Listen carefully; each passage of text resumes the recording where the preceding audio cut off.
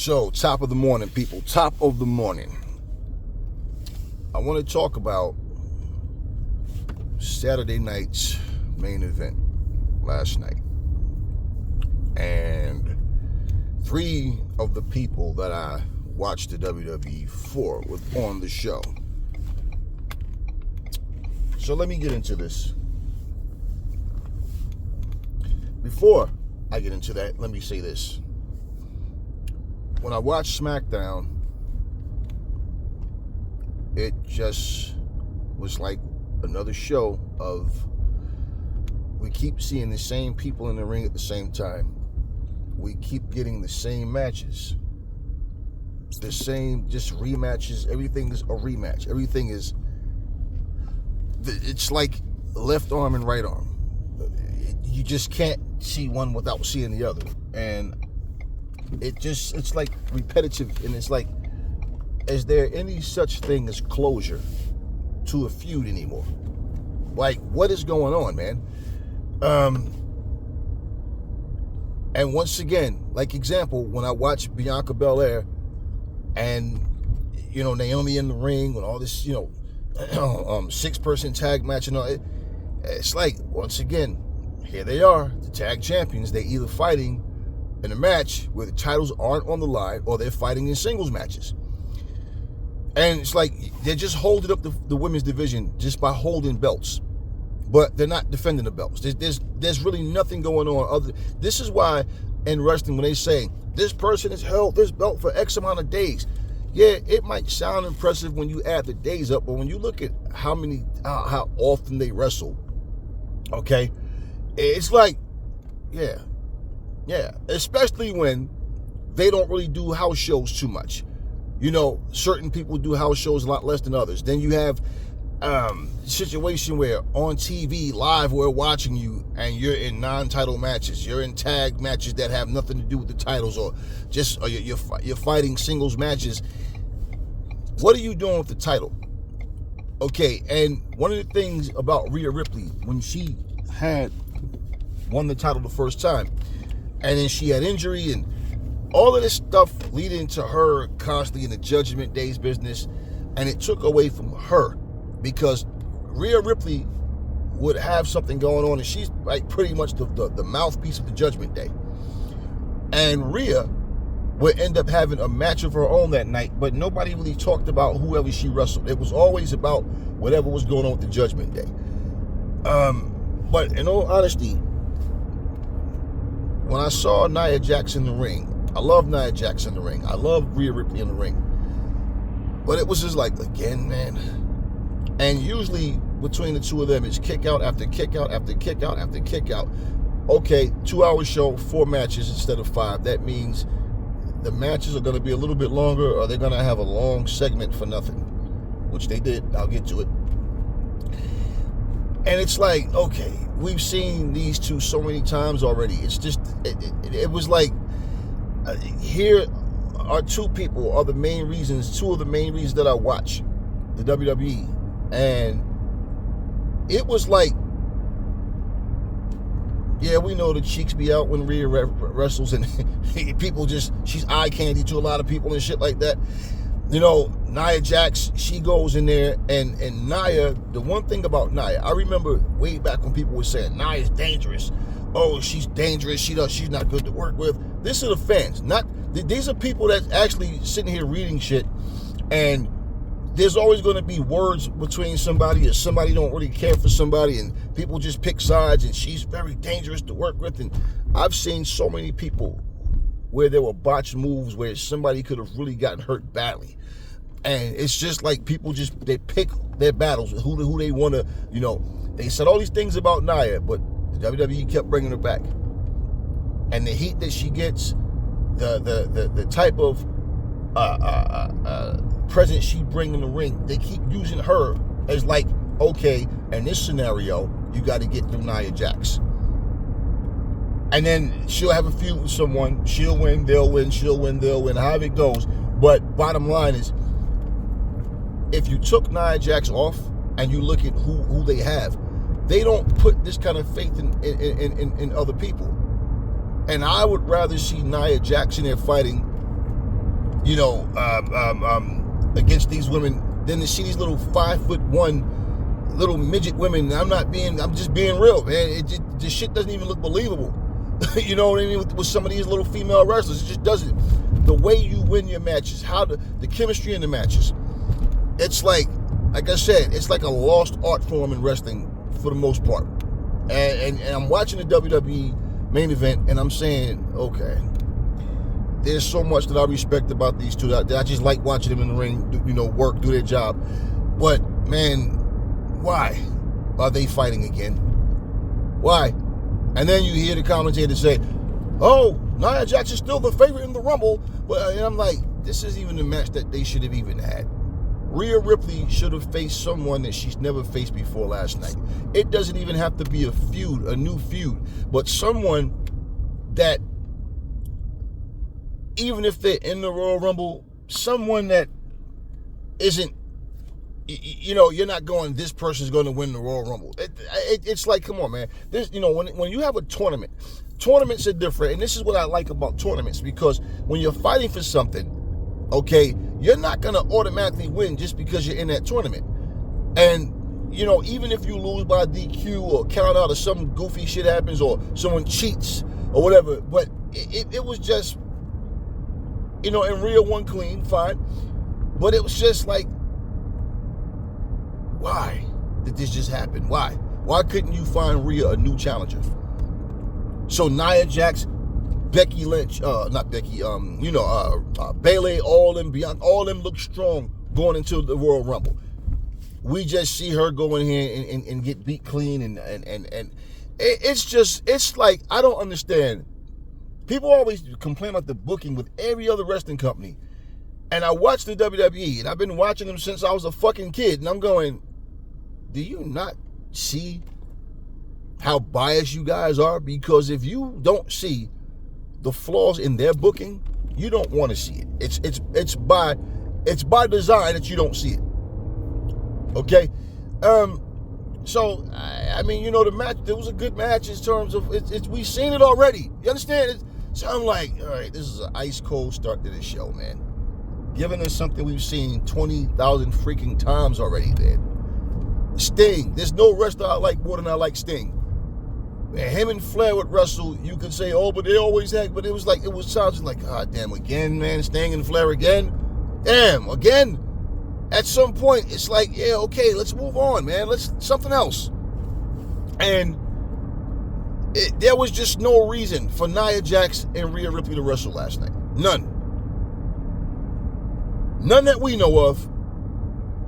But they had a shortage of people. There's so many people they could have chosen from and said, okay, we're going to, even though this person's in the Rumble, okay, cool, this person gets a shot. Hey, you got commentary out there. This person is getting a shot at the Women's World Championship. She may go into the Rumble as the champion. We know that's bullshit. But bottom line, come on.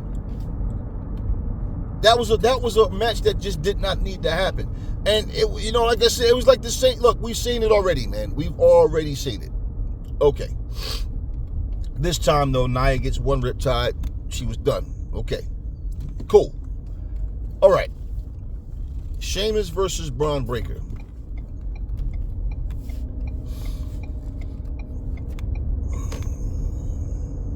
Two of the best spots in the match was Braun doing, I'll say, two of the best. Him doing the Frankensteiner from the top rope, and him catching Sheamus with the spear.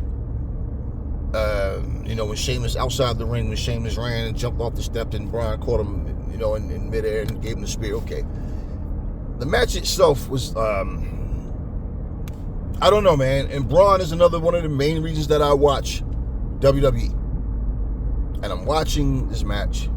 They're talking about Sheamus finally winning this, becoming a Triple Crown winner, and Sheamus doing it, and I'm like, okay. I'm like, this would be weird if Sheamus was to win, because that means Braun loses his championship, and he barely defends this motherfucker, and you barely see Braun, and this would definitely damage Braun. So I don't see Braun losing this match. Now, if Sheamus was to win by DQ or some shit, disqualification, it does nothing. Why? He doesn't get the belt. right? So when you look at those scenarios, you go, all right, Braun's going to win. Now, I wanted Braun to win, and he did.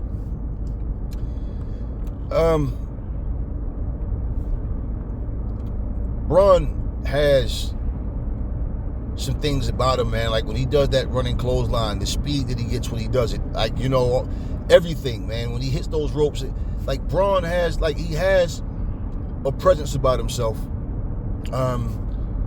He's already been face heel, so I hope they don't start doing that shit with him where it's just one, like, you know, I don't know if they want to break the Big Show or Kurt Angle's record with a new wrestler, with how many times somebody turned face and heel, but he got cheered when he did the Frankenstein. And now I don't know if that was, it sounded like it was more of like homage to his uncle in terms of the crowd cheering, because right after he did it, he starts yelling and growling and to no applause whatsoever.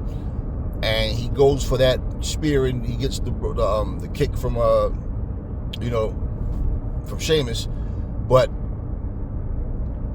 it's like, I don't know, man. It's like the fans look at Braun, they see his potential, they see what he can do, but it's like, I don't know. I don't understand WWE's booking with this guy, man. I just don't. Like I said, I don't know if they do this. Like, I'm trying to keep you injury free. The less we put you in the ring, I don't understand it, because it's like, why do you make champions? Why do you see these guys before they get a title, week after week, but after they get a title, all of a sudden, you know? So I'm watching the match and I just wasn't moved. And this is Braun. I'm like, all right, Braun got the win, but the match itself was just cold. So I'm like, all right, you know, what do we have next? What do we have next? Jacob Fatu versus Braun Strowman. You guys not remember in like one of my more recent videos, like maybe 2 or 3 videos ago, I told you Braun is nothing. There's something about these big, strong dudes that they basically, I don't know, man. It's like they take certain people and make them look like garbage. You bring Braun Strowman out. When is the last time we seen Braun have an actual match? He comes out the other week, he saves LA Knight, and WWE's been doing these 50-50 matches, which I don't have a problem with 50-50 matches. It's certain times, like, you know, the debut of Penta should have been Penta shining. Penta giving the fans a reason to, you know, get up out their seats and, hey, this guy is, you know. But Jacob Fatu basically destroyed Braun Strowman. Now, here's the problem with WWE's booking. Because, and this happens in wrestling, period. But this is the problem, okay? And I'm saying this because when it comes to WWE, it's like, oh, we didn't notice that. It's always like you guys don't pay attention to what they're actually doing. The same exact matches. I promise you, you could have the same people, same exact match, same everything, word for word, the promos, everything. It's a different company. It's a complaint. Oh, they should go back to WWE. Braun Strowman, they made him like a big, soft, 355-pound bitch in that match. Yeah, he got a couple of moves off on Jacob. They went back and forth. Jacob hits him with a half-ass Samoan drop on the table outside the ring. Now, all of a sudden, Braun is half dead. Okay, I don't even know where the hell he was bleeding from, his mouth or his nose or where his head. I don't even remember. But basically, Jacob Fatu winds up taking over the match and just like completely started dominating him. He received like, he gave him like 2 moonsaults back to back. Then he leaves the ring. You know, with the other Uso guy, whoever the fuck, I forget his name. But he leaves the ring with him, and he comes back, gives him another one, and it's like they'll take Jacob Fatu next week, and he'll wrestle LA Knight or somebody much smaller than him, and whatever, you know, a lot weaker physically, and they'll take him to the limit. They'll do way better than what Braun did. It's something with big guys, man. I don't know, but I mean, we've seen it happen to Omos. We've seen it, Braun. We've seen it. It's happening to all of these guys, man. Now, the fact that Braun, Braun Breaker is the nephew and the son of Rick Steiner and Scott Steiner. That I even though they didn't go with their names, they didn't give him his actual name. They come up with this stupid ass name for him, but at the end of the day, I feel like the fact that people know who he's related to, it's more of a, okay, this guy will get over, and he wrestles like the two of them. He reminds you of both of them. So, he's doing his thing right now. But for the most part, it's just like, man, you look at all these big dudes, and they just look like big buffoons. So you bring Braun in after all this time, and he comes in and he gets crushed and gets embarrassed. 6'8", 300, what they had him at 6'8", right? 355 pounds. And he goes in there. Now, Fatu is not a small guy either. 6'2", 280 something or whatever. But like I said, Fatu will go in there and fight LA Knight or somebody else much smaller than him, and they'll take him to his fucking limits. And I'm like, guys, why'd you bring Braun back? So Braun is just a big jobber now. Braun hasn't done anything relevant, anything significant in years, literally years. He's just a big, he's one big bastard. Like, okay, so you're just going to give him a nickname and yell it out with excitement every time he comes out, but he's not going to win anything that anybody cares about. And he goes in there and he basically got his ass kicked. The match itself, it was cold. There was nothing going on in this match. And now I'm sitting there and I'm looking at the first two matches, and I'm looking at this and I'm like, okay. All right. Cody Rhodes, Kevin Owens, Shawn Michaels. They're in San Antonio, Texas. Shawn Michaels is from there. Of course, he's going to come out. I'm knowing. And there's been times where I expected something to happen and it didn't,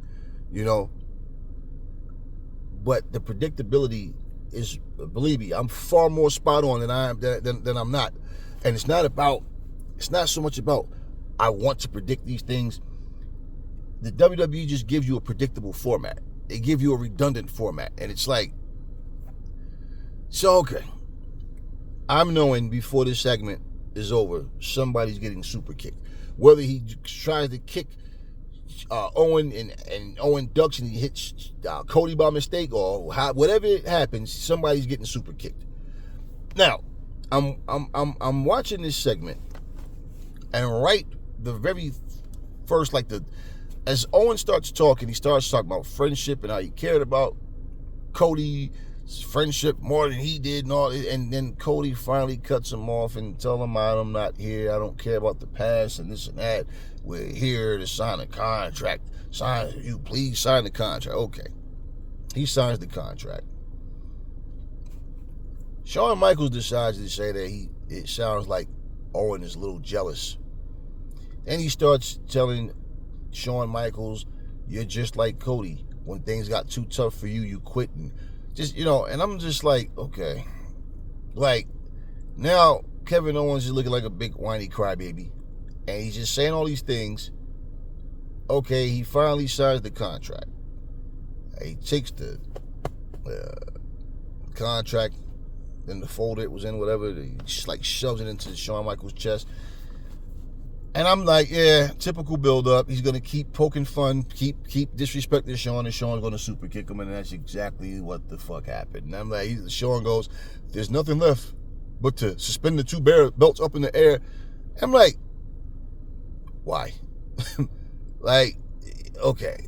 They just had the two belts hanging up on this stamp thing. Cody had to help the damn ref get it up there, hold it for all this shit, whatever. Okay. No significance to it, but they did that. They do that. Okay, cool. And Cody and Kevin is faced off, and I think Kevin shoved Cody or something, a punch. He did something, and Shawn jumps in, which he kind of gets in between them, and he's jawing at Kevin, reprimanding him for doing that or whatever. And then he does this very typical old school, old fashioned, why do they do this bullshit? He does that. He knows the type of person Kevin Owens is. And what does Shawn Michaels do? He turns his back to walk away. And he gets hit from behind. And, of course, he gets super kicked. I don't remember. I think Cody might have hit him first or something. I don't know. And Shawn takes off his jacket. He super kicks him.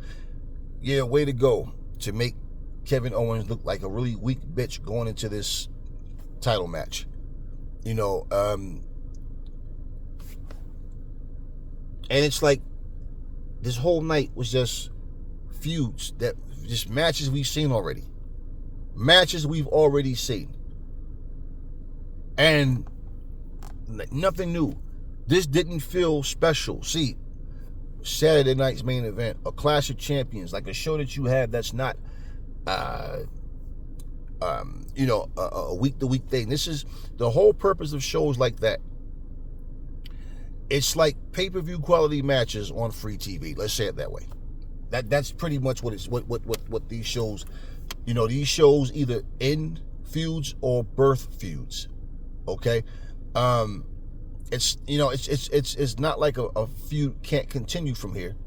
Like I said, but when you've had, we're talking years, people, of these same wrestlers constantly in the ring with each other. Nothing new.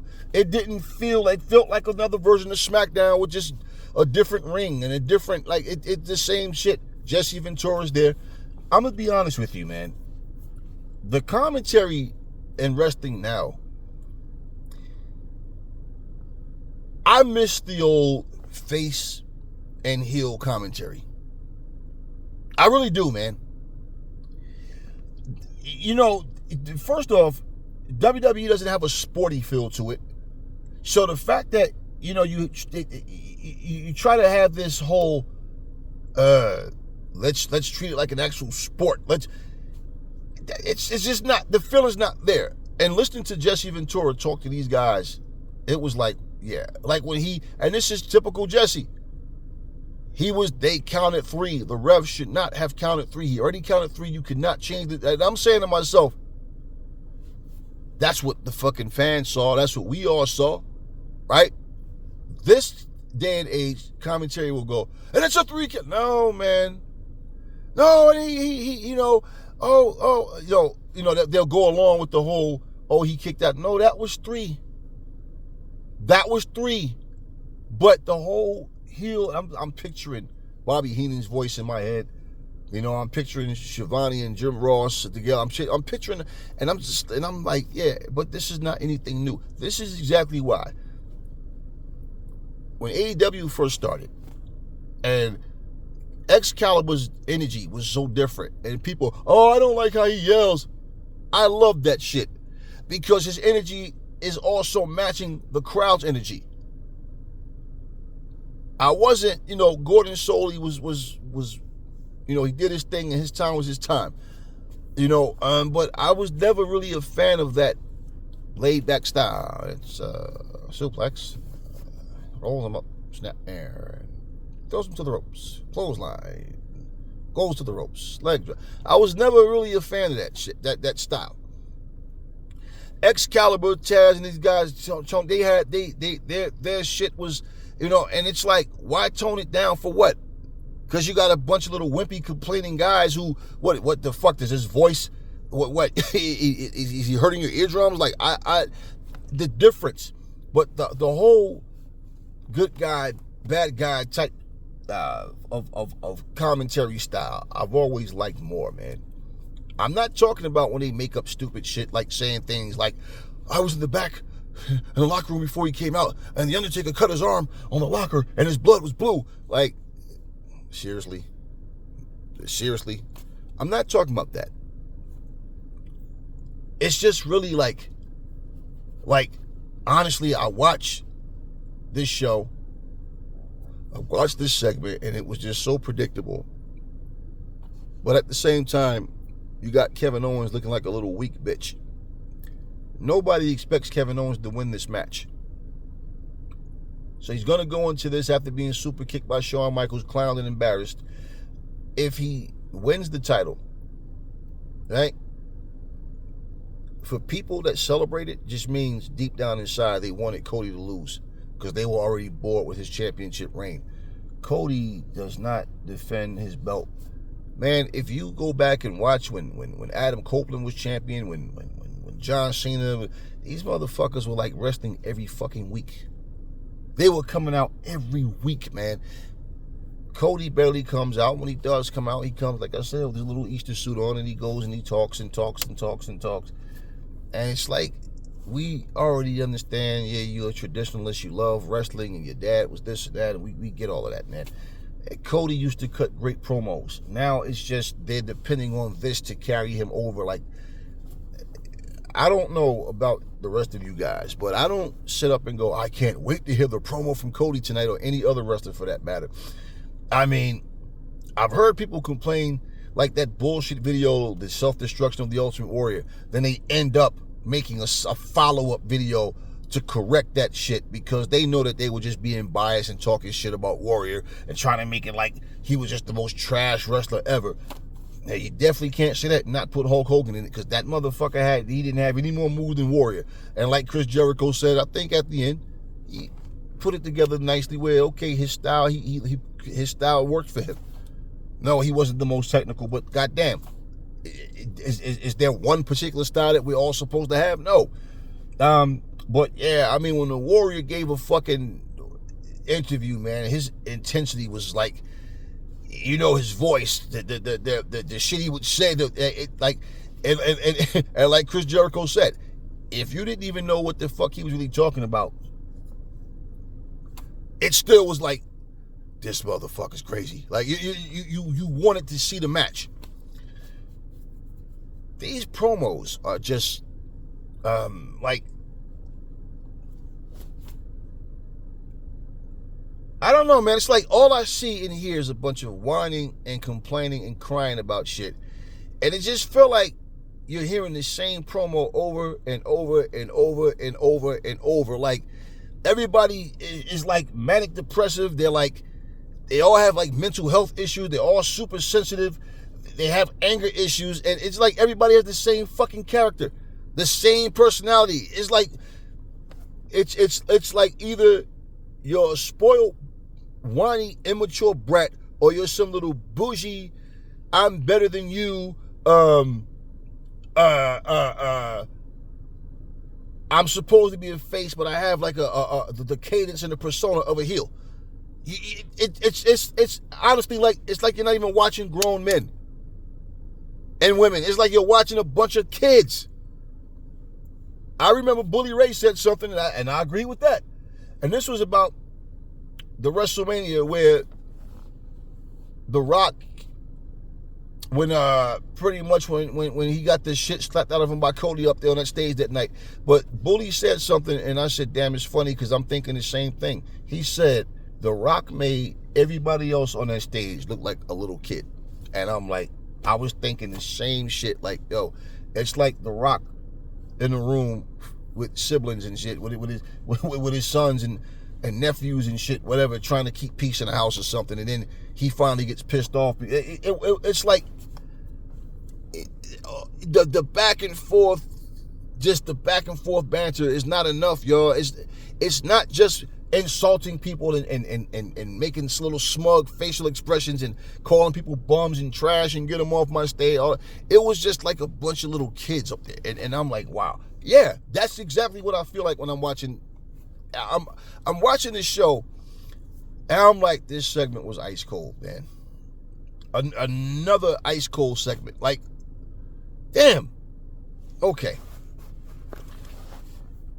The main event, Jey Uso versus Gunther, and I'm saying I don't see Jey Uso winning this match. Now, let's say, for example, if Jey would have won by disqualification, the counter, whatever, some shit. Let's just say if he wins that way. Being that he's the face and Gunther's the heel, it doesn't really do anything to Gunther.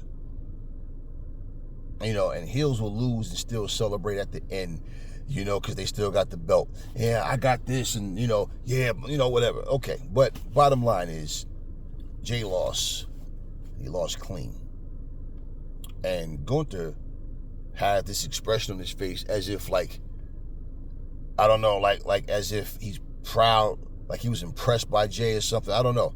It's like he doesn't know if he's a heel or a face, because I sure as fuck don't. It's like he doesn't even know what he is. And I'm watching this shit, and I'm like, okay, Jay is, he hits him with, what did he hit him with? 2 spears. Hit him with his top rope splash. Gunther kicks out. Gunther gives him 2 power bombs, and he's done. And I'm like, yep, Jay is another guy who they're depending on his gimmick to just get him by. Another Coco Beware, another Hacksaw Jim Duggan. Oh, the 2x4, but you know Hacksaw's going to lose. And when Hacksaw wins, you know that Hacksaw's not going to do anything big. You know, like he's not going to get more than the U.S. title. But it's going to be, you know, one of those things. You know, a Brutus Beefcake. Just another mid-card guy with a gimmick. And that's pretty much all Jey Uso is. They call him Main Event Jey Uso. Now, the fact that his brother was in the main event on SmackDown, man, it was just like Jimmy Uso in the main event. Guys, this booking is not any different or any better. And all of this talk, I can remember when people was going back and forth saying that Triple H need to take over. Vince doesn't know what he's doing. Right? Triple H comes in. Vince needs to come back. Triple H doesn't know what he's doing. This same thing happened when it came to Shane and when it came to Stephanie. Back and forth, back and forth. Shane don't know what he's doing. Stephanie doesn't know what she's doing. I mean, a lot of what people complain about is just people being whiny, crying, spoiled little brats and just want everything their way. There's no one particular thing I wanted. I'm just watching the show for what it is, and it's like, just an ice cold show, man. This show was just ice cold, and I'm watching this, and even my son sat there and said, "Pop, what the hell did we just watch?" And I started laughing. I said, "He's like, this show just doesn't. It just didn't hit." Now, it's not the end of the world. You don't hit a home run this week, you got next week.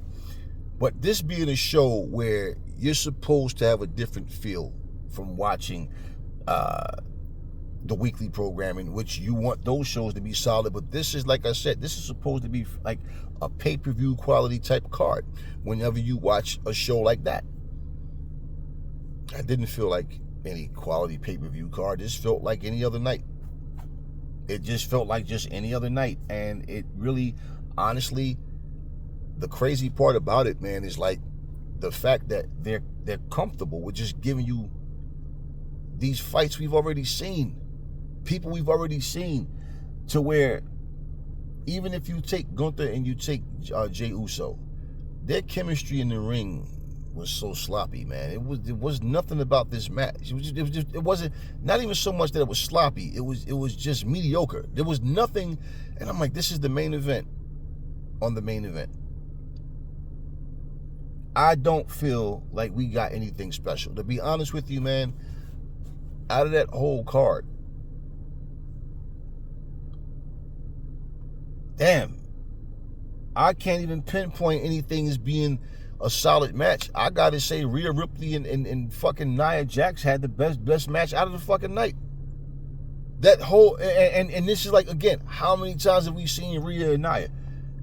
One of the things that people overlook about the WWE is they've always been about repetition. Just like when the WrestleMania comes around. Let's go get The Rock and Stone Cold and Ric Flair and Hogan and Taker. They do the same thing. And Taker got to the point where he doesn't wrestle all year long, but right before WrestleMania, he makes his appearance, and then he'll choke slam somebody, and he'll end up in the match, and then after WrestleMania, he might wrestle 2-3 more times, and then ride off into the sunset again until next WrestleMania. It was the same format. But this is what I'm saying. They do the same things. They've been doing the same things, and it's not changing. And like I said, all of this big fuss about them coming on Netflix, okay, fine. But guess what? They're giving you the same shit. Only thing is now you get to see it happen on Netflix as well. You know, I love the new ring. Love the new Raw ring. You know, love the new SmackDown ring. Just saying, in terms of what we're getting, quality matches is like, no, this is the same shit we've been getting already. What is it? Like, what is it that they've done differently? And the truth is, just like I told somebody yesterday, I said, man, I'm going to always be honest. I said, but it's not about, I hate the WWE, I want to see them go out of business. No. I said, the reason, and the person said, yeah, you know what? I love what you just said, and that's true. I said to him, I said, it's really simple, man. People always want to use the WWE as the standard bearer. Like, everybody's supposed to copy this. If you're not doing this, then you're not doing it right. If they do anything that resembles what the WWE is doing, oh, they're copying the WWE. Oh, they always say this shit, right? Yet, the WWE, I've watched them copy several other companies. And yet, because they're the bigger company out of all, they get away with it. And so people might not be aware that, no, they copied these ideas from this company right here. Or they know, but who cares? It's the WWE. Let them do what they want. Because people do have a slave and slave master mentality. Certain people can do whatever. Certain people can extort you. They can do whatever, but it's because of who they are. Hey, man, let's focus on the good that they do. Bottom line, okay, it's not about that. I just bring awareness to shit because, let's just be honest, if you watched last night, Saturday night's main event, and said this was a hot show, okay, good for you. But I don't see how you could watch anything and complain when you thought that repetitive, mediocre fucking show. Look at the card, man. Look at the card itself. I'm like, okay. Easily, Rhea Ripley could have fought someone else. Easily.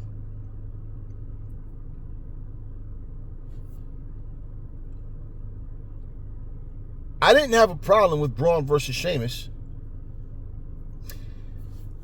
The match just was cold, man. It was just a cold match.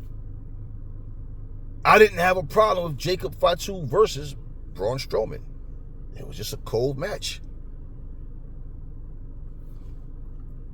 I didn't have a problem with the contract signing. It was just repetitive. And this actually should have been done on a different show. It just should have been done on a different show.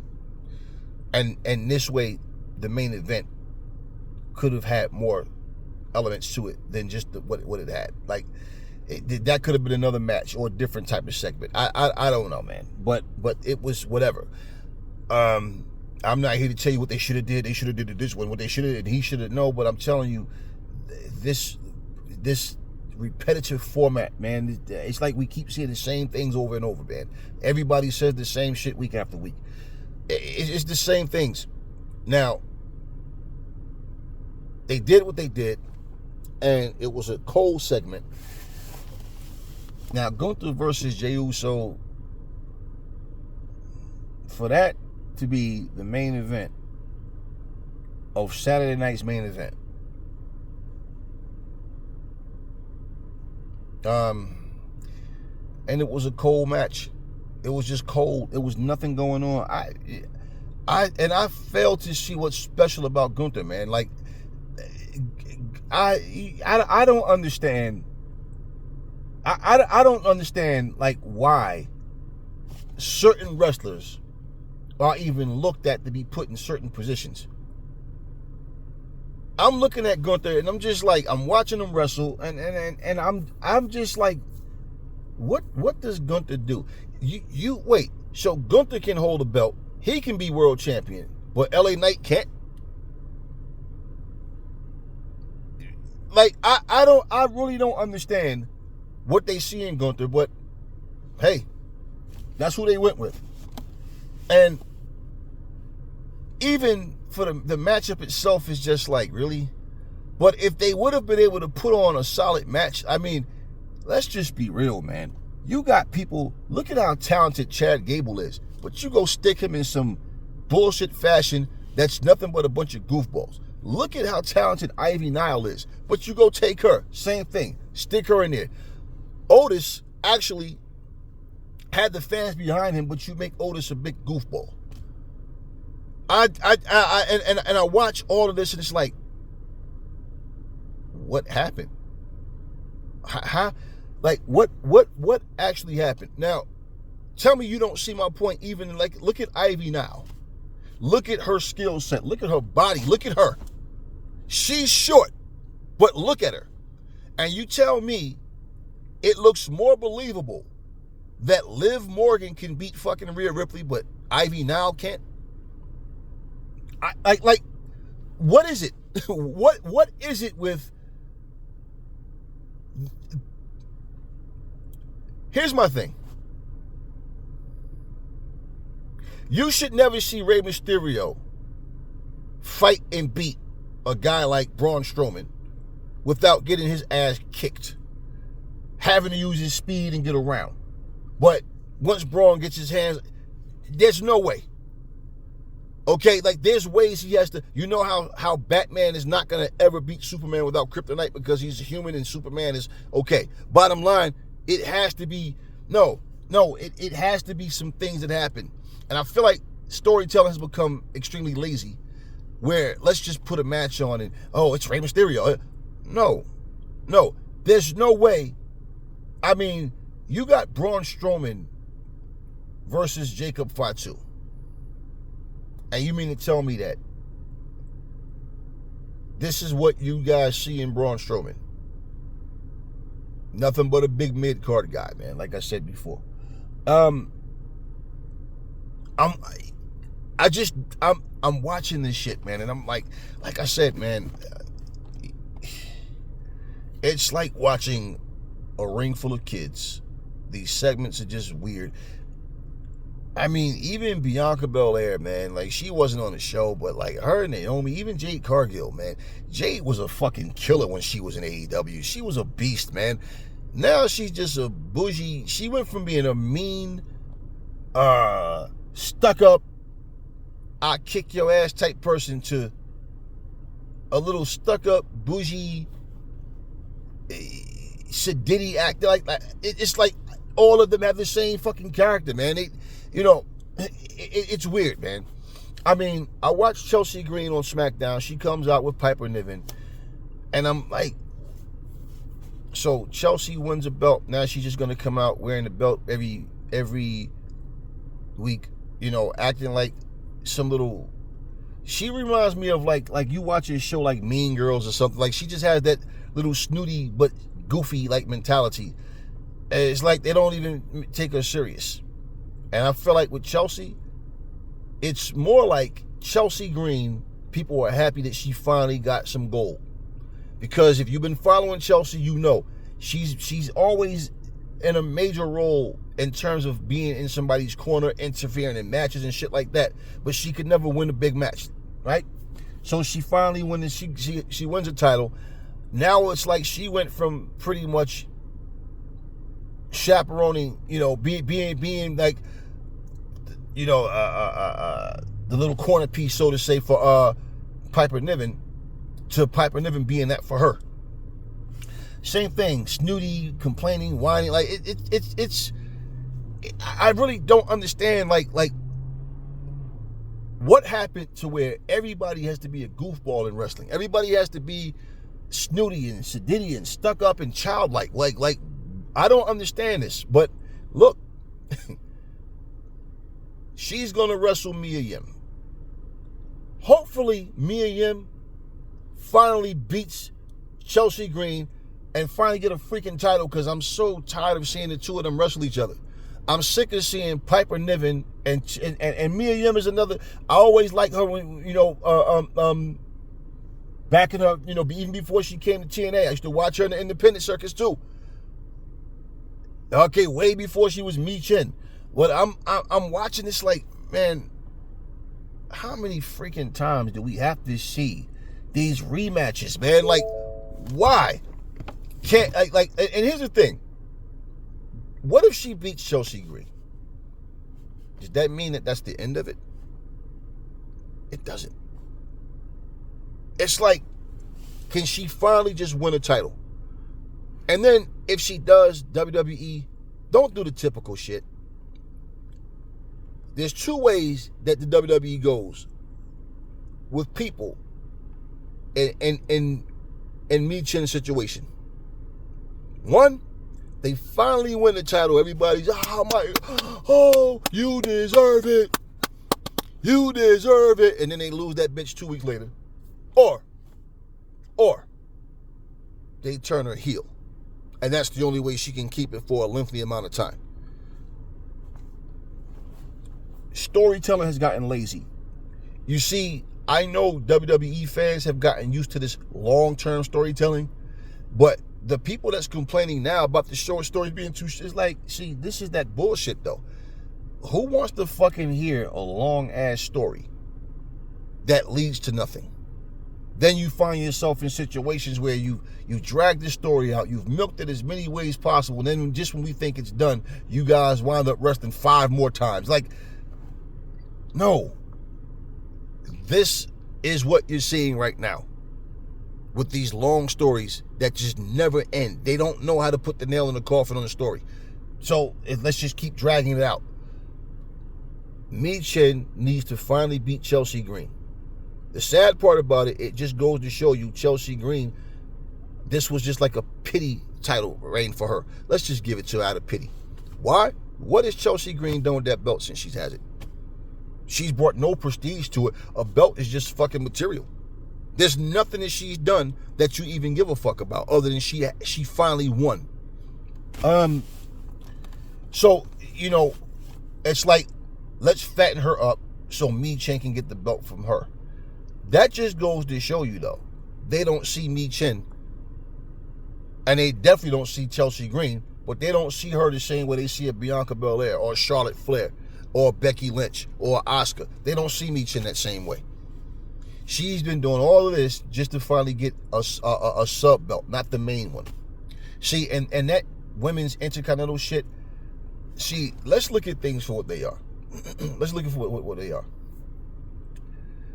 If you're going to create another title, right, you need to make that belt mean something. Like, the TBS title means something. The TNT title means something. For people who weren't aware, it's usually these little puppies that don't know shit. They think wrestling just started in the year 2020 or some shit like that. There's a lot of prestige with those networks and wrestling. So those belts are like homage. And instead of calling it a TV title, which is not a TV title, because a TV title is supposed to be defended on TV every time they're on TV. And basically, that was one of the issues that we had with TNA when they had their TV title, which we were like, why did they keep changing this belt? Because they didn't know what to do. They wanted another belt. They just didn't know what to call it, didn't know what to do with it. At one point, they had a belt. Remember where they had rounds? Regular show was like 3 5-minute rounds or something like that. And then if it was pay-per-view, it'd be 5 3-minute rounds or however, whatever, right? But bottom line, they didn't know what to do with that. And the problem with that is, and it just kills it when the freaking announcer goes, Moose has won the first round. Sami Callihan has won. Don't tell us, man. We know what we think while we're watching it, but no, we don't fucking tell us, man. Don't tell us who the fuck won the round. We don't need to know who won the round. Let us know at the end of the fucking match. And for some reason, that one little detail they just never could figure out. Like, no, man, we don't need that shit, man. We don't need to know that. Okay, but they end up with the TV title and all this shit. And I remember Divine would come out every single Impact and not defend the fucking belt. Why is it called a TV title? So the TNT and the TBS championships mean a whole lot, and they're not seen as a sub belt. Oh, just a belt to just have. That's one of the things that is very respectable that I do like about different championships is when the championships mean something. Like, in other words, now in the WWE, Roman Reigns wouldn't want to go after the Intercontinental Championship. The Rock wouldn't want the Intercontinental Championship. Cody Rhodes don't want the Intercontinental Championship. Now, at one point, they would have. In this day and age, no. And that's why it's like you have these belts, but what are you doing with them? Now, when you talk about Undisputed Champion, it sounds really stupid when SmackDown has its own champion, so does Raw. And then when I'm watching, SmackDown this past week, I'm saying, like, what's the purpose of having people from Raw come to SmackDown just to announce that they're in the Royal Rumble when they've already announced that they're in the Royal Rumble on Raw? Why do we keep having people jumping from show to show, yet you've been drafted? I mean, okay, if I'm drafted to a show and then I make it known, make an announcement about it, like, Damian Priest coming over, Carmelo Hayes basically was better off in fucking NXT because all he is over here on SmackDown is a fucking a jobber, a mid-card. He's at the bottom of the mid-card. I mean, it's like, so you bring Damian Priest over. Does that mean we're not going to see him on Raw again? Because knowing the WWE, he'll pop out and come out for no apparent reason, get involved in somebody's match on Raw one day, and it's like, why are you here, man? This is one of the reasons why initially when I understood, now when they had SmackDown and they had Raw, initially, and you had, people like The Rock used to say SmackDown is The Rock show, and this and that and whatever. So you had guys, before they started this, SmackDown having its own champion, Raw having its own champion. I know people thought that was a good idea. Now, initially, when it happened, I don't know the format that they wanted, so I'm like, okay, this could be interesting. The problem with that was every week, Raw, Monday Night Raw, WWE's flagship show, and SmackDown was 2.5 million viewers. Raw was like 3.4 million, and it was a big gap in between the viewership. And I'm saying, how the fuck do you keep saying every week, Raw is the flagship show, Raw is the flag? Like, it's like you're trying to tell people, hey, we want you to love SmackDown, just not as much as Raw. You keep making this announcement, and I always thought that, I'm like, And then when they started the drafts thing, and I started to watch the flip-flopping. So initially, something can be a good idea, but then you start to watch it fade and fall apart. There's no need to even have a fucking live draft anymore. It makes no sense. Because you'll sit there and come out, Penta has been drafted to SmackDown. Yeah! 2 weeks later, Penta's on fucking Raw, fighting someone for nothing. Like this is exactly what I'm saying. This is why I said, when people asked about AEW having a champion at Collision in the I'm like, it's not necessary. It's just not necessary, because what happens is this. When you have a roster, just say of 80 wrestlers, right? Now you got to split it down the middle. You want 40 here, 40 there. How do you do that without fucking something up? And what happens when you have a weekly program, right? 40 people is not a lot of people, man. It may sound like it and you look at it, but it shows only 2 hours, yeah. But think about it. You have feuds. This is going to make feuds last a lot longer.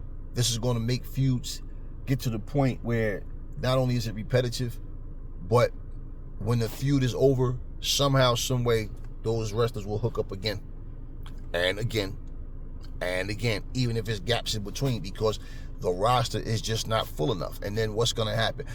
Well, yeah, but that's what a draft is for. So now they're just going to copy and have a draft because WWE does it. See, this is what I'm saying.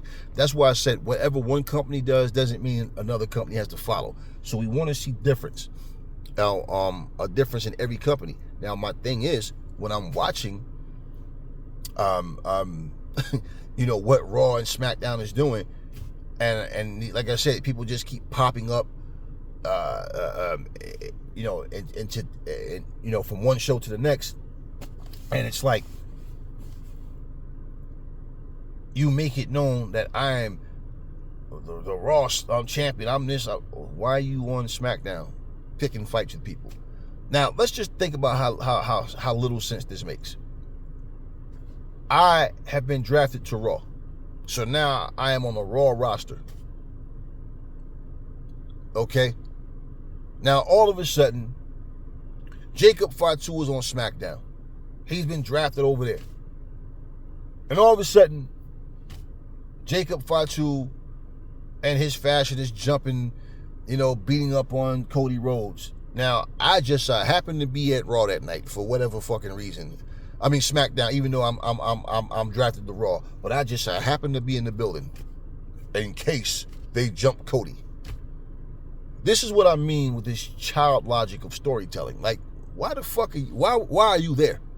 This is why, to me, if you're gonna see, it's better to showcase wrestlers on different shows. Like example, we saw Adam Copeland, rated FTR, have an issue with the learning tree. Now, the verbal altercation happened on Dynamite. The physical altercation happened on Collision. So what I'm saying is, it's not about I'm exclusively wrestling on Collision.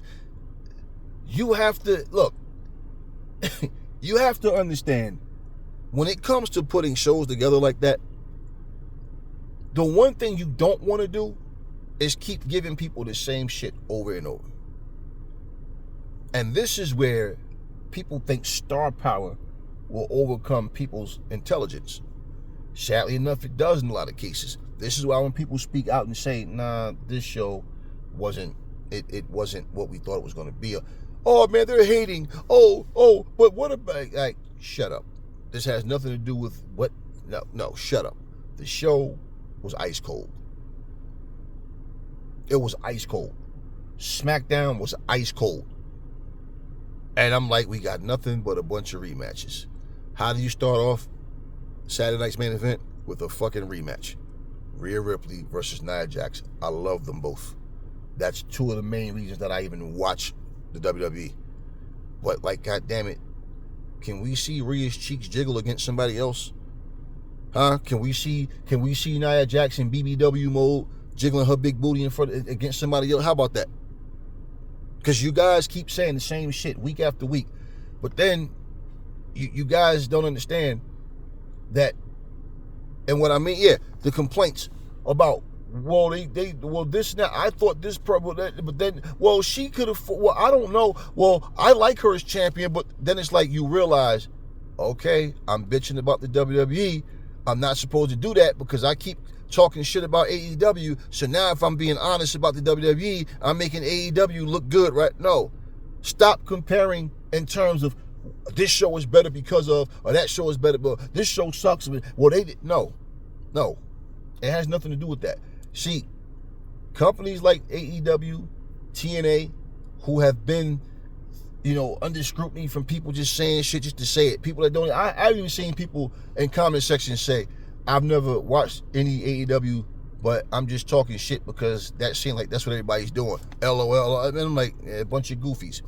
TNA was supposed to be out of business from its very first year. They're still here. Now, all of a sudden, because of the partnership with the WWE, TNA is the same fucking TNA. Like, TNA, for example, did something that really stunk. And I don't know what their options was, so I'm not going to ride them too much about it, but they brought this Steph DeLanda back. I don't know if you guys know those female wrestlers. They brought her back to TNA. Sami Callihan hits the ring. I want to know who number 23 is. I didn't see the segment, but apparently this 23 was supposed to be somebody, I don't know. People were saying they thought that it was supposed to be 23 years of celebrating TNA or something to that effect or whatever. But bottom line, he comes out yelling, I want to see, because I didn't see the whole show. I just saw the segment. Steph DeLanda comes out. Now, what happened was TNA just had some people that their contract was up. They're going to WWE, well, allegedly. And then you got some that we know are. But then you don't know who's going to, come back to new to TNA. Well, everybody was thinking it was going to be Baron Corbin. They all thought it was going to be Baron Corbin, right? Now, I forget Baron Corbin's government name, but that's the name that they were, people were looking for. Well, it was Mance Warner. Now, I know who Mance Warner is, and Mance Warner is known on the indie circuit and in MLW. Well, Mance Warner comes out to zero applause, zero boos. It was just like that segment on Coming to America. Give it up for my band, Sexy Chocolate. Remember that? Sexy Chocolate. Everybody just sitting there looking like that's what they did. they just look so disappointed because even if it wasn't Baron Corbin, it's like, can we get somebody that we actually know? Like, that's the mindset of a wrestling. But when you look at it and think, they didn't even know who the fuck Mance Warner was. Mance Warner,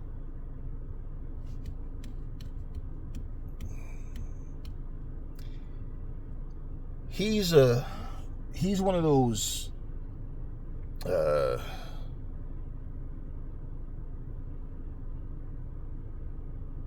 I'm trying to describe his style, because he's more of a wrestling, like, not a wrestler. He's like kick, punch, stomp. You know, of course he'll do he's not a technical wrestler. I don't know what Mance Warner is going to bring to TNA. Put it like that. I don't know. Only time can tell. I'm not going to tell you he's going to fail. It's not going to work. But I just don't know what he's going to bring to the table. And the fact that people wanted Corbin, you know, or somebody more notable, they might just reject Mance Warner. And the thing is, I really don't see anything in his style that's going to make the TNA fans like really just go crazy over this guy. Anything. I just don't see it right now. I don't know if they're going to have him join some group, or they're going to build a group around him, which is what they're typically known for doing when somebody can't get over on their own. And I don't know. But Mance Warner, I ain't going to lie. Look, I understand why they were disappointed, because I know who he is. And me, myself, I'm like, Mance Warner, yeah, that stunk, man. That stunk it up, man. You know, this is what I'm saying, man. Certain companies just, like, they have a certain thing that they do, and they just do it all the time, and people complain, but then they complain when they do something different. And that's the point that I was making before. How people love they'll sit there and big up something when about the WWE when they want to compare it to another company, but then they'll complain about the same shit, and it's like, you know, you're saying the same thing that I'm saying, right? The only thing is, you're trying to be biased and want to, you know, talk like everything that the WWE puts in front of you is golden. Listen, at the end of the day, Eric Bischoff said something the other day, and I said, this is typical. This is why I lost a lot of respect for Eric Bischoff, and why a lot of people did as well. And I know, because I read the comments and I hear the things people say. Eric Bischoff says Saturday night's main event will absolutely crush Collision this Saturday, right? Somebody in the comment section said, hey, Eric, for 83 weeks, you guys crushed the WWE and they're still here. As someone that's an ambassador of the sport, or supposed to be an ambassador of the sport, why are you so adamant about always trying to compare the WWE to AEW? Why you don't compare them to MLW or any other company? Why is it always AEW? It's like you have some vendetta, and basically you're doing nothing but making money off of your podcast, because without talking about AEW, you have nothing to talk about. And I'm like, I gotta hit the like on that comment. Because, honestly, I've had dialogue with him verbally, not verbally, but through text with Bischoff. Just like I said the same thing to him. Like last year, I told him, I said, it seems it's funny for somebody who made a couple of appearances on AEW and praised Tony Khan during the pandemic and everything, right? How all of a sudden now, everything that you said about AEW is on the downside. But I guarantee you, if Tony Khan called you and said, hey, man, I hear the bullshit you talk, fuck that, I want you to come on the show, you do it. You do it. Just like if WWE called you back right now, you do it. And let's not forget, you allowed Vince McMahon to dump you in the garbage can. So if you want to talk about people doing desperate things or doing things, or look at the things you agreed to. In fact, people blame you for the demise of WCW. And you quick to say, oh, that's bullshit, people don't know what they're talking about and this and that. Now, I do know that people have backed you up, the people that work for the company that took over Turner Broadcasters and whatever, and that was known that, yeah, we didn't want a wrestling program. So that's been confirmed that Vince McMahon took that whole I single-handedly crushed the competition bullshit, and I didn't respect that, because it's like, bro, come on, stop. You guys are supposed to be so-called wrestling ambassadors, but all you do is try to shit on a company to try to, to like whatever the popular narrative is, that's what people like Eric Bischoff do. I'll go with that narrative because that's the one everybody else is going with, or the majority of the people is going with. At the end of the day, if you're gonna, advocate for something to not work the way that they plan on it working, like you want to just assume automatically, nope, they're going to be out of business. Nope, they're never going to get it right. You said the same shit about TNA. And you worked for TNA at one point. This is what I'm saying about these parasites, man. They're opportunists, and they're just not respectable people. You hear what I'm saying about Saturday Night's Main Event and WWE's typical format, right? And I'm telling you, I don't see any change happening because they seem to think like this is what the people want. And this is the direction that they're going. Do you see how many people are complaining about the WWE's programming now? Do you not see these videos and read the comments? Do you not? I mean, there's a plethora of people out there, man. What the fuck is WWE doing? How come with this? Okay, no. I'm not joining a gang of people to say, hey, let's bash WWE. No, I'm just being honest, speaking on what I saw. But at the same time, a guy like Bischoff would sit here and say all of this shit. You want to compare. No, I don't want to see WWE go out of business. I don't want to see MLW, AEW, TNA, New Japan start. What do I gain? Tell me, what do I gain? What type of satisfaction do I get out of watching another company fade and go away? That's so stupid. I'm saying, plain and simple, stop being biased, running your mouths about a company just because you don't like the company. You make up stupid excuses but they suck because they should have done this. Oh, they should have done. Okay, that's my point. But WWE can give you pure garbage. Somehow you eat it up. And I know damn well, just like, for example, if AEW would have brought in Mance Warner as this guy's supposed to blow our socks off when he walked through those curtains, I'd be saying the same shit. Mance Warner has made an appearance on AEW, but just in a match. Nothing special about him, just in a match. Okay? Jake something has wrestled on AEW Dark.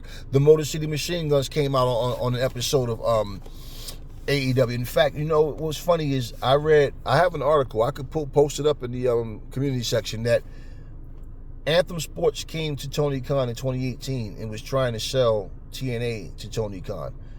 And Scott D'Amore's price at the time, Tony was like, nah.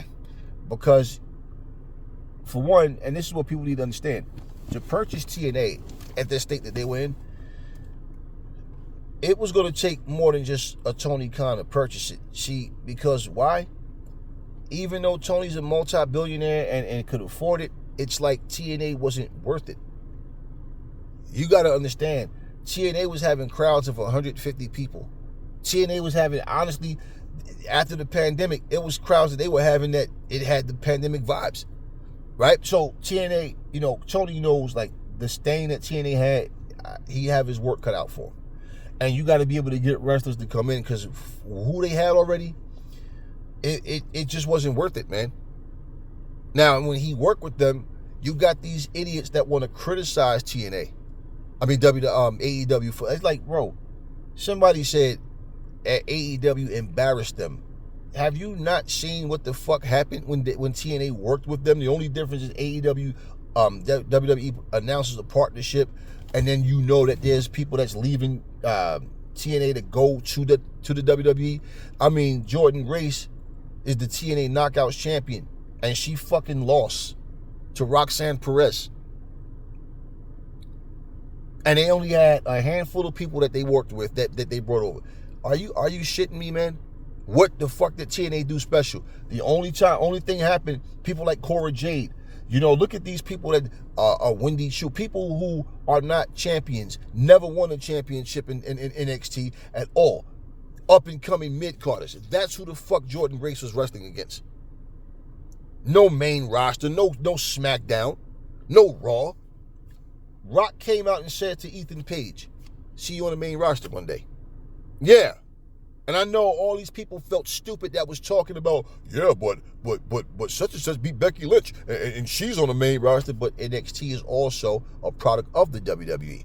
And that's just my fucking point. So in the future, maybe TNA stars may be featured on SmackDown or Raw, maybe. But who you think they're gonna beat? Do you let me ask you this way. Are you that stupid to think that Joe Hendry, the TNA champion, is going to come and beat a Raw or SmackDown champion? Do you think that they even are going to allow Joe Hendry to beat an NXT champion? No. The only fucking way that shit happens is if it's contracted. That they'll make a stipulation. Yeah, when your contract is up with TNA, that you're guaranteed to come here. Do you honestly think that they let that? Let's not forget, Will Ospreay beat Kenny Omega before he was signed to AEW. You don't think that Will Ospreay talked to Tony Khan and said, Tony, I'm definitely coming?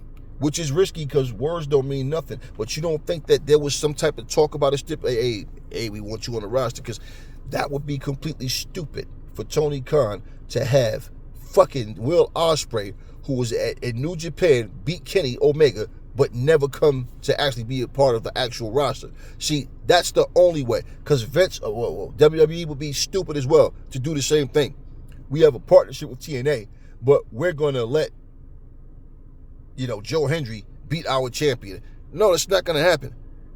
That's not going to fucking happen. So that's my thing. You guys don't know the difference between, all these mid-card people. Do you understand that damn near the entire NXT roster is nothing but mid-carders? There's no one person right now that they could bring from NXT to SmackDown or Raw, and that person overnight sensation. None of them. Roxanne Perez being a champion, look at how things work. Being a champion, coming to SmackDown or Raw, right? That's why they have a feuding with Bayley right now.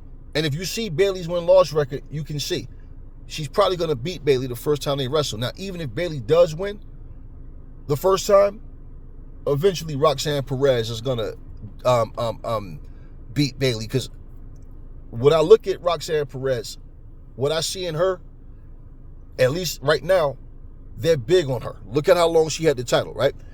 They bring her to SmackDown or Raw. I feel like they're bringing her there to be champion at some point. Now, you take Shayna Baszler, and I'm gonna be honest, and I'm gonna say to you what people are scared to say, but I'm just being honest. Shayna Baszler was a killer when she was in NXT. Look at NXT's roster and look at how they. Okay, do you know what their problem is with Shayna Baszler? Because she's not eye candy. She's not eye candy. It's just like Amanda Nunes isn't eye candy. So even though she beat Ronda Rousey, she became that star, but Dana White they didn't know what to do with her at first. Chris Cyborg is not eye candy.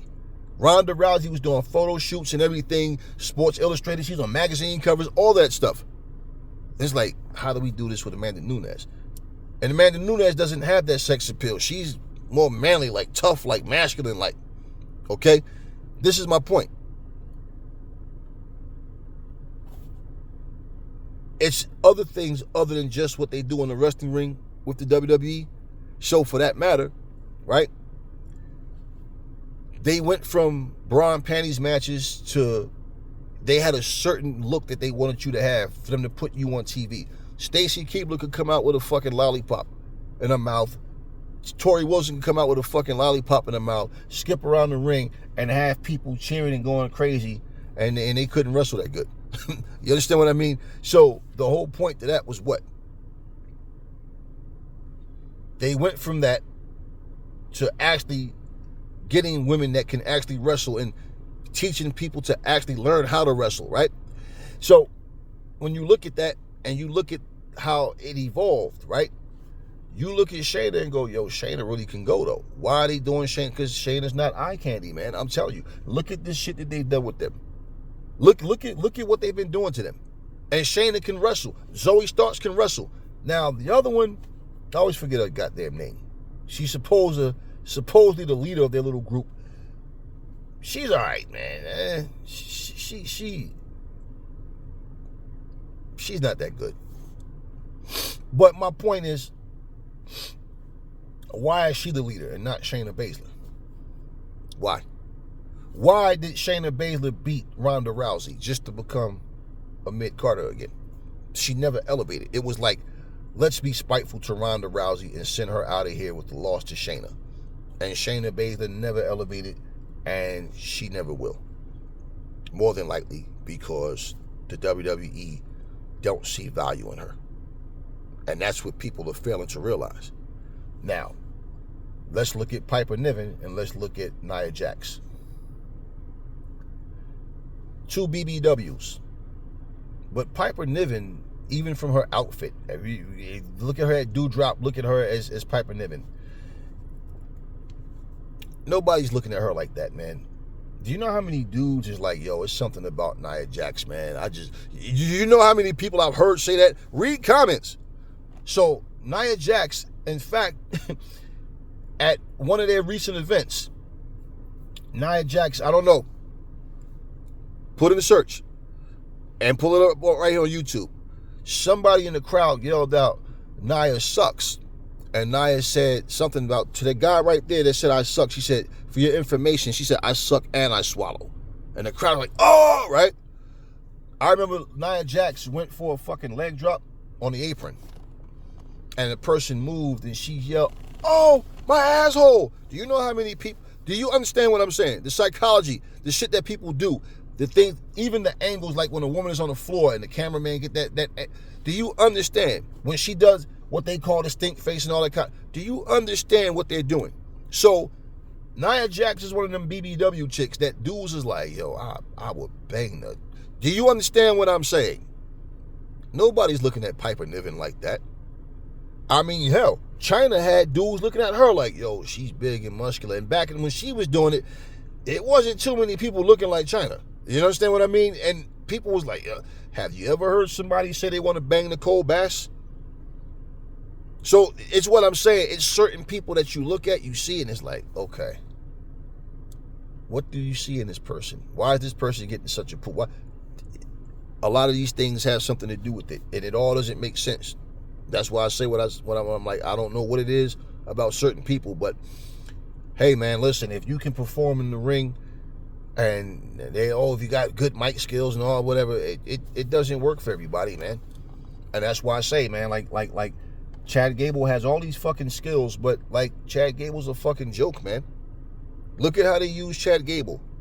Then they have some weird looking dude that comes out with long orange hair, this big hairy face, no knee pads, and a damn bodysuit and the boots up to his knee. And I'm like, this motherfucker like he's about 150 pounds. Like, who the fuck is this guy, man? Like I don't understand.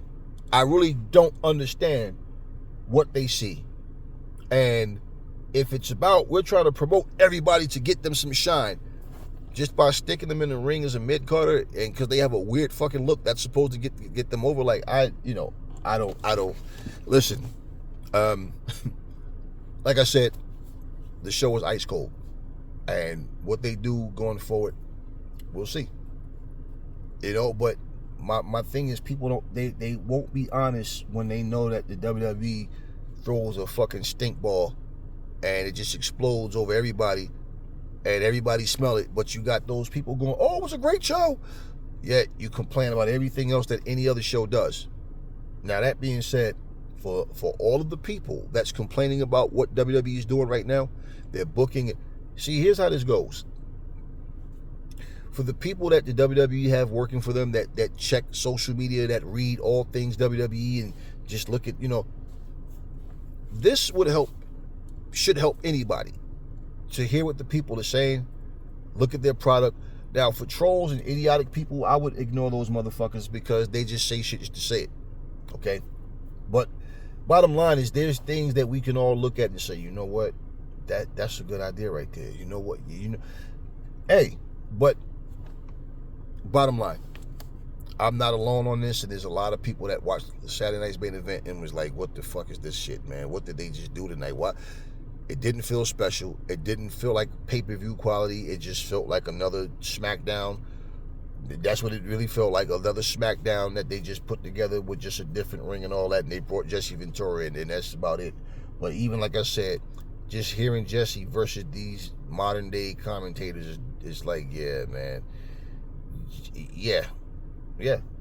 And that's what that is, like grown man logic versus child logic. That's what all this shit looks like and sounds like. And they don't call these matches the way they're supposed to call them, man. So that's why I'm saying you need to bring back the heel versus face persona with the commentating team. It's necessary. And even managers don't stand out anymore. People just come in the ring with each other, and there's really nothing going on. Where's the new Luis Albanos? Where's the new Slick? Where's the new Mr. Fuji at? Huh? Where's the new Jimmy Hart? Where are these guys at? All they do is just come out. You know who the fuck right now is the baddest motherfucker in wrestling as a manager? Is fucking Don Callis. He gets more heat than everybody, and he plays his fucking role. He does what he's supposed to do as a heel manager. Good guys don't really have managers. It don't last long, you know? But yeah, Don Callis is the baddest motherfucker. That's why every time he comes out, he does something to get involved, and the whole crowd is cheering. Fuck Don Callis. That's what you're supposed to do. All these other people just come to the ring, stand around, look at the crowd, wave, smile, do stupid shit, maybe put their middle finger up, but they're not doing anything. They have no real presence in the match. That's what the fuck a heel manager is supposed to do. They cheat. They do dumb shit. They get involved to make you can't stand their asses. Not just come, stand ringside, watch you lose, and then shake their head, and then just yell and scream. I don't understand what the fuck is going on in wrestling. But when I see this shit, and especially the WWE, why? Because they're the ones who had Mr. Fuji, Luis Albano, Slick, Jimmy. They're the ones who had these motherfuckers. Sensational Sherry. You look and watch Sherry's involvement. Sherry's in there getting involved in male matches. Who the fuck do you see doing this shit now? The managers don't play a good role. The best that the WWE has to offer is fucking Paul Heyman, who does absolutely nothing but come in the ring and just talk shit. Because the fucking wrestlers that he's talking for can't talk for them fucking selves. That's why. He doesn't do shit. My name is Paul E. Heyman, and blah, blah, blah, blah, blah, blah, blah. But what does he actually do? Nothing. Maybe as a booker, maybe back, behind the stage, shit like that. But as a manager, he's just a mouthpiece. That's it. And he's repetitive and says the same shit. When he was with Brock Lesnar, the most memorable thing about him, you remember, is him going, Brock Lesnar, and all he says the same shit, this tribal chief shit. But what does he do? His involvement. They don't do a fucking thing, man. This is what I'm saying. We need more Don Callises. We need more Lou Albanos. We need these type of people. The fun that wrestling had at one point, we watched it die little by little. Those things that made it special. Those things that made it stand out.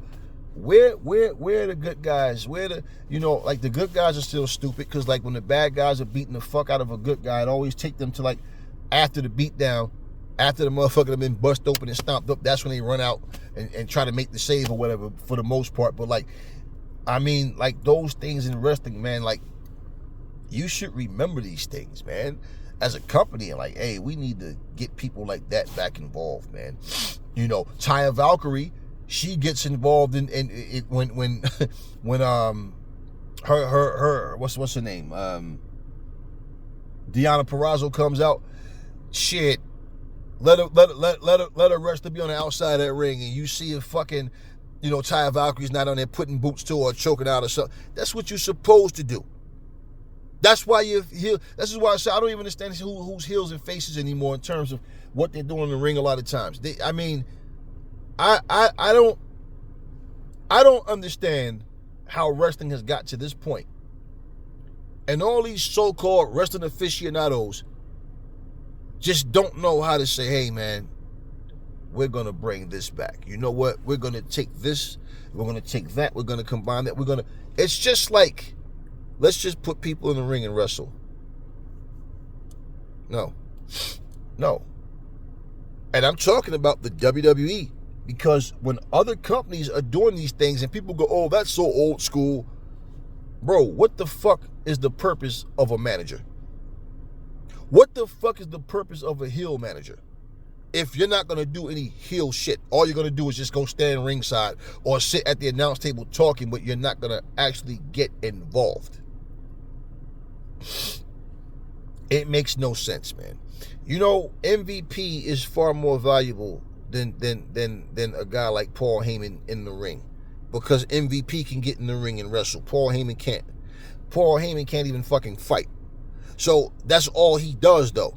Lou Albano, shit, man, he was a big, fat, sloppy motherfucker. So after his wrestling days, same thing. Mr. Fuji, these guys, they get older. They're not the same, you know? So they didn't have to still be the same person in order. Shit, the motherfuckers land across the rope.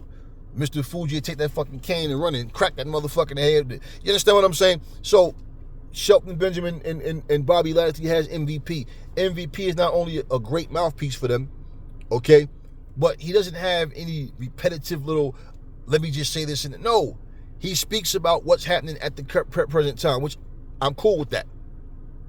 It's not about just saying the same shit over and over. But my whole thing is, his presence is different because, like I said, because he can still go. But at the same time, right, this motherfucker, he has the mind for the business. He understands what's going on, ring psychology and all that kind of shit as well. With Paul Heyman, Jim Cornette, Eric Bischoff, when you listen to them talk, they understand the old way of doing things. A lot of that old shit will still work. But the shit that they see, old school that they're talking about, that doesn't work anymore, they're not paying attention that it doesn't work anymore. When is the last time you saw a wrestler come out waving the American flag, red, white, and blue, and people standing there patriotic and salute? When that red, white, and blue shit, the American badass shit, all that shit doesn't even work anymore. Do you understand? It doesn't work anymore. They've been trying it and it doesn't work. So all that and whatever, and right, certain people have a certain thing that they've got known for doing, but no. People like the Patriot. Lex Luger did the whole red, white, and blue thing and all that. Different people. Sting even dressed up in red, white, and blue at the Great American Bash when he beat Flair and all that. But you don't see that shit anymore. So what I'm saying is, storyline-wise, they try to do shit that's like, man, it's no. They try to basically, like, when I listen to Bischoff, all Bischoff does is say something that the WWE would do. To say this is what AEW should be doing or whatever. Jim Cornette, you know, he'll constantly bring up the Midnight Express and all, right? Jim Cornette was another great manager because he did what he did. He got involved in those matches. I like Jim Cornette's idea of a manager and his perspective on tag teams. Eric Bischoff, he understands production. In terms of storyline and shit like that, I haven't heard Eric Bischoff say anything that's his own doing. Everything I hear him say right now is something that the WWE would do, like I said. You know, and when you look at that, you know, Paul Heyman, well, he's in the WWE. You understand what I mean? It's become robotic. It's become just some repetitive shit where not much thought is going into it.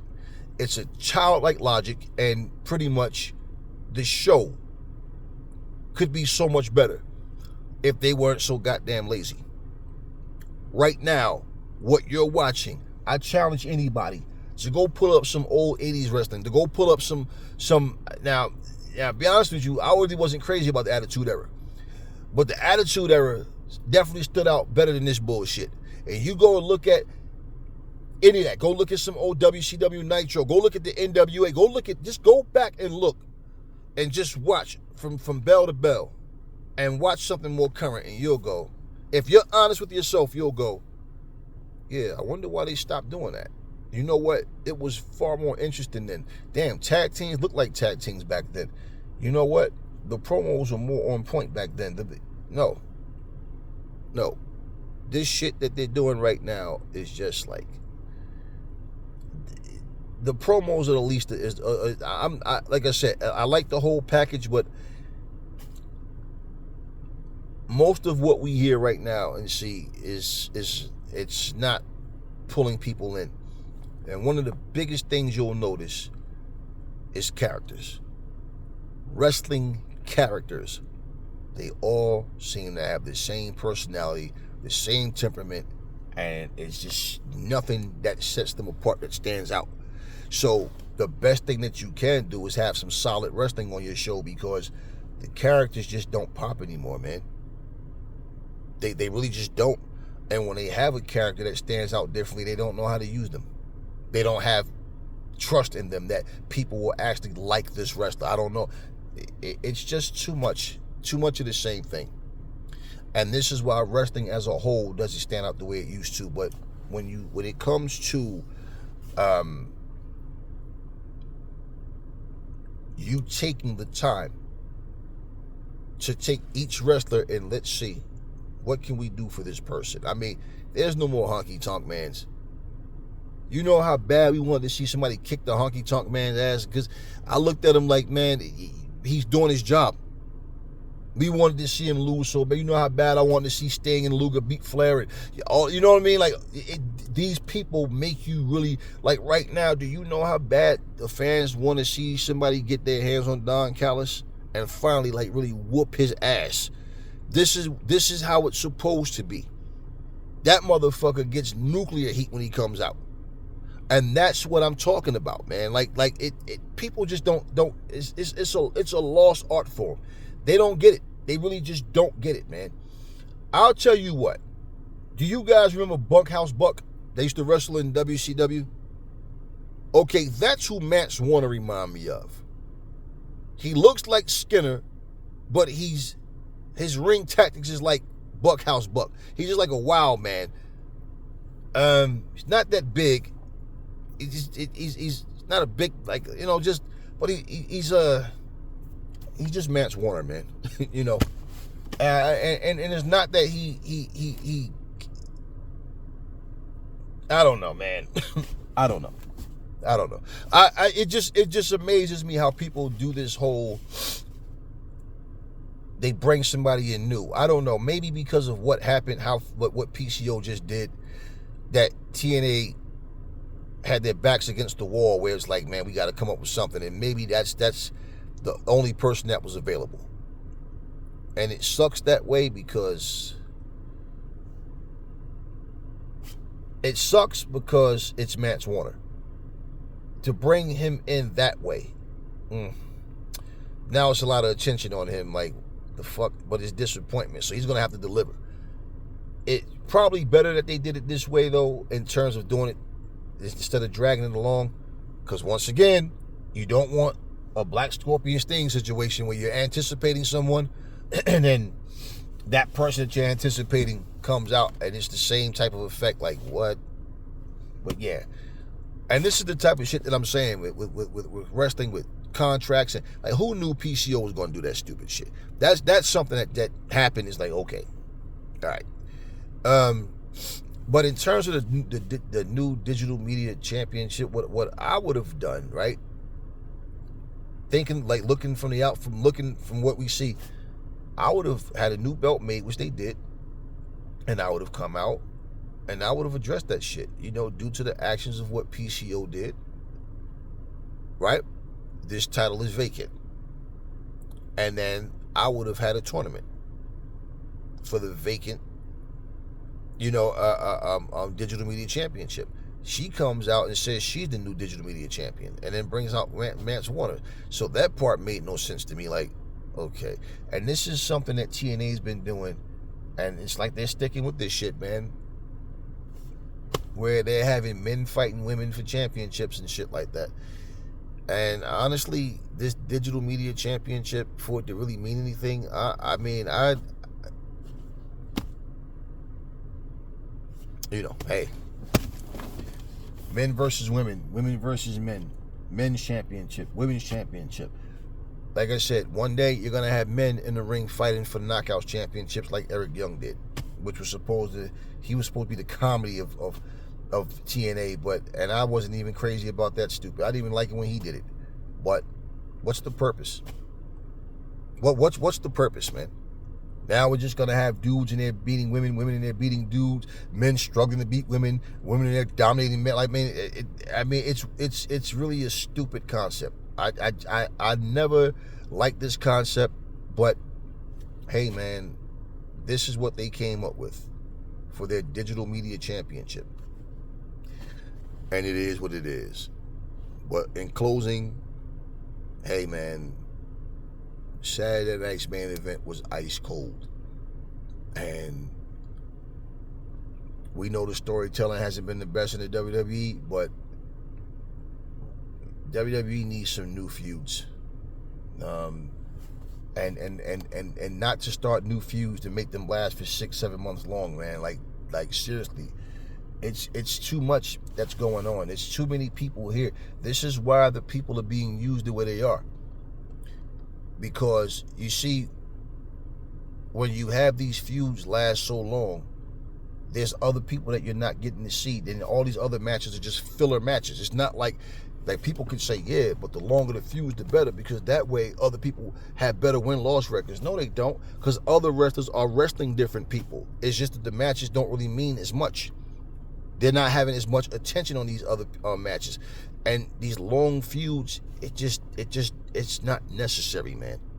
It's just not necessary. 6-7 months out the year. God damn. Then all of a sudden the feud picks back up again. And then you keep seeing the same people in the ring at the same time. And it's like, is this a read? Did I watch this already? No. It's a new old show. Saturday night's main event, ice cold. Maybe next time it'll be better. Maybe Raw will kick off something different. Maybe SmackDown will kick off something different. Maybe the Royal Rumble will produce brand new feuds. I don't know. We'll see. That's all I got for you guys now. Turn me on, clean up your house, clean your car, whatever the hell it is you're going to do, and just listen. Catch you guys on the next video.